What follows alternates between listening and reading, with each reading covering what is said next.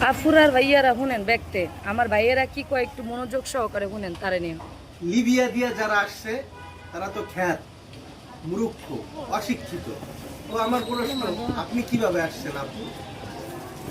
আপনি তো আসছেন জামাই বিষয়, আবার করেন চামড়ার ব্যবসা।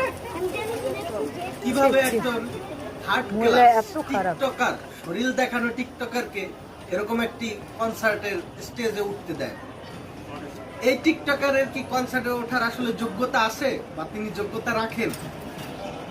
সবাই লিবিয়া দিকে আসে টাকা পয়সা কামানোর জন্য, দেশের উন্নয়নের জন্য।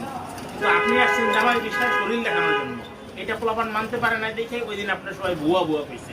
ওনারা যা বলছে সব সত্য কথাই বলছে, বুঝছেন? মাইনা নিয়ে সবার কাছে ক্ষমা চান, প্রবাসীদের কাছে ক্ষমা চান। প্রবাসী নিয়ে যা বলছেন ভুল বলছেন। অহংকারী মহিলা, বেশি অহংকারী দেখাইছেন দেখে এই অবস্থা। ফকিনীরা অল্পতেই যদি বেশি পানিতে লাফায় না, এই অবস্থায় হয়।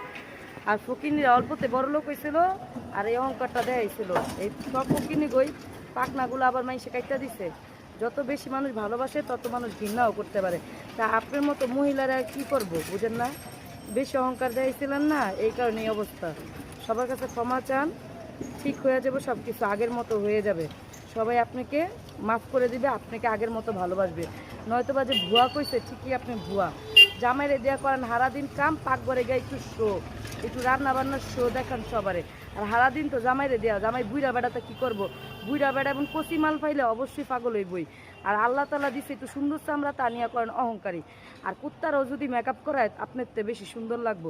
তাই বলে আমাদের প্রবাসী ভাইয়াদের কাছে ক্ষমা সরি চাই আলম, যাই চান ক্ষমা চান, সরি বলেন, সে যেটা বলেন এটা আপনার দায়িত্ব বলার। ঠিক আছে আপু, সুন্দর করে বইলা দিলাম, আপনার ফটোটাও লাগাই দিলাম।